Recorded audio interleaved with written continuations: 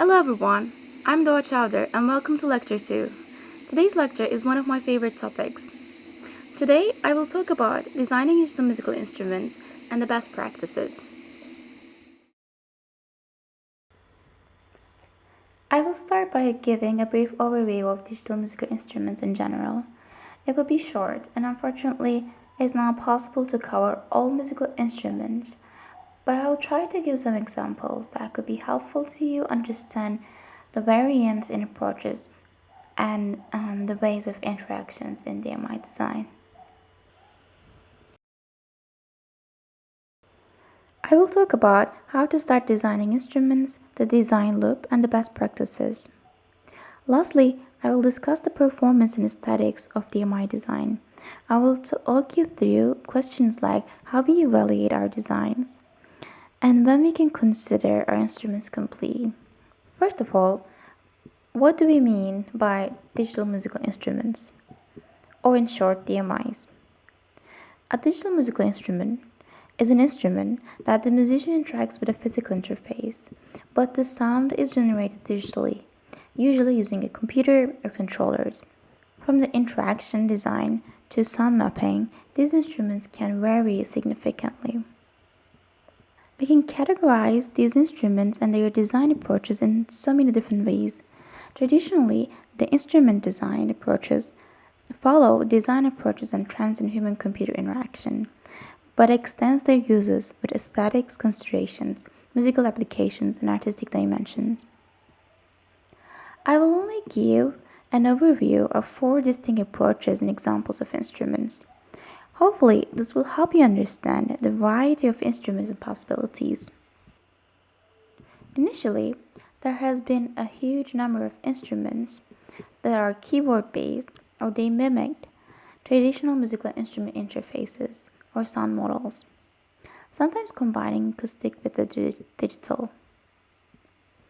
There is another method that repurposes found objects or instruments and redesigns a completely new instrument around them. For example, cork would be an example of an acoustically and digitally excited instrument. Seaboard extends the digital keyboard with touch sensitivity and glissando. Lead instruments are a similar example of key button-based instruments. From commercially available instruments to custom-made ones, these instruments require interactions based on electroacoustic instrument interactions like keys, buttons, sliders, or they mimic acoustic instruments interactions and their interfaces. An opposite approach would be the junkyard approach. Perry Cook did great examples of repurposing objects like kitchen tools, utensils, or broken instruments and turning them into new ones, like his dining instrument series. John Granzo's Kawalili was also turned into an instrument from an old portafilter and augmented using 3D printed parts. For a long time, gestural controllers and gestural interaction have been very popular in instrument design because of the freedom of designing new interfaces and removing the limitations of acoustic sound. More recently, a new HCI approach like movement-based interaction design and some aesthetics have been adapted into musical instrument design as well, and expanded the definition of instrument to less tactile and tangible systems, such as motion capture systems or virtual reality. Gestural controllers are not very recent but still very relevant.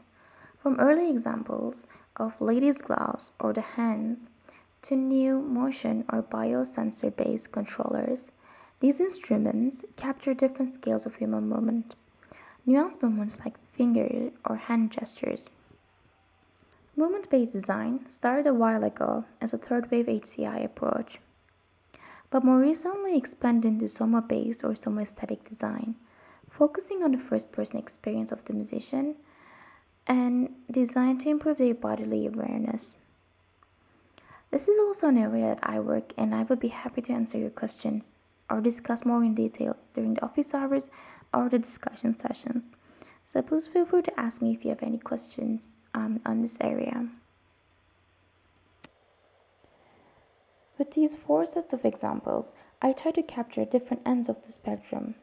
Of course, there are several more groups of instruments and several ways of categorizing them. While many and more of these approaches are available when we design accessible musical instruments, it clearly shows that there is no one size fits all kind of approach, and many of them still maintain their relevance depending on our design needs, considerations, and aesthetics. Here you can see several different types of instruments, all designed for different purposes, using multiple different prototyping techniques with a mix of acoustic and digital instruments. I want to emphasize here that the instrument you design can be in any form or any shape. As we start to think about the forms and interactions, one of the most difficult parts is starting the design process and scoping the project. In this part of the lecture, I'll try to give a brief overview on how to design digital musical instruments and how to scope your projects so that you'll be able to finish it on time and you'll have expressive results at the end. One of the ways that I frequently use and it makes this process easier is when I design, I start sketching a lot and then prototyping with the simplest things I find in my room or in the lab and repeat this process several times as an ideation method. One of the easiest mistakes to do when you design is overscoping your projects. It is very easy to get excited and design complicated instruments and interactions. And that's a great way to figure out your interests and needs, but you should not hesitate to narrow it down and reiterate your ideas, this time considering your tools on hand. Think about if it's actually doable. Do you have the prototyping hardware and skills to build it? Do you have enough time to finish it, play it, and perform it? These are important questions to answer at the very beginning. I use a 3-step discovery cycle. So I start with myself trying to understand why I need to build this instrument. Why is it important to me? And why is it relevant to other musicians and listeners? A good exercise for this step is to compose an autobiographical essay, which could be in any format: a piece of writing, music, movement, poem, or a painting, or just a sketch, anything that inspires you and helps you explore. The second one is to find meaningful ideas. I strongly recommend creating 10 good candidate ideas based on your cycle 1. Sketch them, give them a name, a story, and illustrate how they will be used. And the last step helps you get closer to your final idea. Narrow down the 3 ideas, sketch them again, but this time scale it down and make it more affordable. These discovery cycles should help you with the ideation process. Then sketching starts as you finalize your designs. This time be realistic, recalling that you will be building this instrument and developing the full version of it. I would like to include the prototyping stages to these 2 earlier stages because having a physical object, even if it's a mock prototype, helps understanding the instrument so much better. This could also be just a particular interaction mechanism if that's your main design consideration. Prototyping is also extremely useful to test both the methods of building the design and the design's functionality. These processes take time but should never skip the performance part. Imagine the scenarios that the instrument will be played.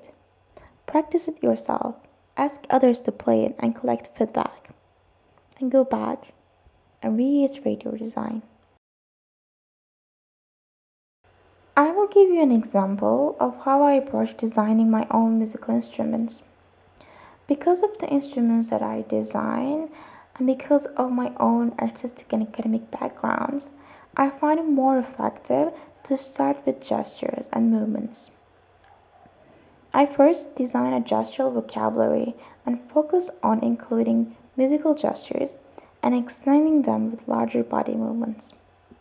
This clear design boundary opens up a new aesthetic possibility. Then my physical interface and sound design follow the gestural design. I always try to integrate composition and performance aspect of my instruments throughout this design process. Think about your own needs and your own backgrounds and your experiences with music making, and think about what kind of an approach is going to fit best to your design. This is one of the instruments that I built and currently working on. It's called felt sound. It's an instrument for deaf and hard of hearing, and for those who are not hard of hearing. It's meant to bring a mixed audience and experience a similar musical experience beyond solely auditory experiences and felt through physical sensations. So when I started designing, I knew that it included sign language gestures and meant for an inclusive performance. The gestures defined the physical interface, the sensors I wanted to use, and the sound mapping. And similarly, its performance practice defined many aspects of the composition and the sound design. I think performance and aesthetics aspects of designing musical instruments are very crucial and part of the design process. They don't have to fit into any predefined aesthetics norms, and they can be redefined by the composer and designer. It is also one of the points that makes designing musical instruments distinct from any other design. That's why in this part of the lecture, I would briefly like to discuss the performance and aesthetics of instrument design. As part of his design principles, Perry Cook says, "Make a piece, not an instrument." It emphasizes the importance of creating a composition and focusing on playability of the instrument. Because at the end of your design, either you or another musician needs to play this instrument. And sometimes working on a piece as you design your instrument tremendously helps thinking about and considering the performance aspects of instrument design. When we think about performance and composition, we can consider them as a way to first test the prototype's stability and reliability, evaluate design considerations, assess new aesthetic possibilities, discover new affordances, and reiterate our instrument design, explore calibration possibilities. Musicians and designers frequently have very little time to practice their instruments and perform with them, even when the development time is sufficient. A few things to consider while you design the instrument. How much time is needed to practice it? Can you consistently perform the same compositions or repeat the same musical ideas? How do you plan to explore new, unexpected affordances? Or does the instrument stay within its designed affordances or limitations? If we go back to the felt sound example, the performance aspect was a very important part of the design for me. And I focused on spending as little time on the development part as much possible and more time on playing, testing, and performing. I want to have an inclusive performance practice and had an idea of the performance space and the stage setup, which helps a lot when you start thinking about this at the very beginning. And I knew who my audience were going to be. I still work on this project, and I've been recently planning to make the instrument available for deaf dancers, which means that it can no longer be as rough and unfinished as this prototype. you can see how the cables and circuitry are exposed. So as I think about my audience or the performance, I have to readapt and I go back and then start completely redesign the physical interface, which might naturally change some other aspects of the instrument, like the sound mapping, or the gestural interaction, or even the sensors that I would like to use. Which brings us to another topic, the aesthetic accessibility. What I mean by aesthetic accessibility is very practically to include these following considerations in your design process. 1. Are you imagining an inclusive performance practice? And if so, who is it going to be for? 2. Do you offer shared tools, performance spaces, or practices? And if so, who is going to share? Are they going to be musicians, or is it going to be interdisciplinary performance space? And 3. Does your instrument afford collaborative performances, which is similar? Who is your performer? Or who is going to be your audience? And lastly, who do your instrument, its composition, and its music aesthetically attract? I hope this lecture helps you get started and start thinking critically as you design. Feel free to reach out to me during the class or using my email if you have any questions or if you want to discuss more about design. Here's a list of references and links of the instruments that I've discussed in this lecture. Feel free to go through them in detail in your own time, and remember that the list of musical instruments and research in this area is much more diverse and extensive. For your homework, we would like you to bring 10 design ideas. Sketch them, give each of them a name, and create a story for each instrument. Illustrate how these instruments can be played or performed in what settings. Who is the audience? What kind of sensors that you want to use? Detail all of these small design considerations. On Tuesday, we will go through 3 of these design ideas. Pick your favorite 3 of them.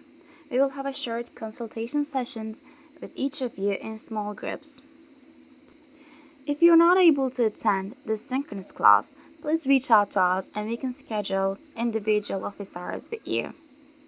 A few tips for your ideation process.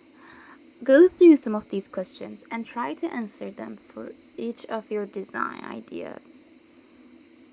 As usual, let us know if you have any questions or if you'd like to discuss in more detail any of these subjects.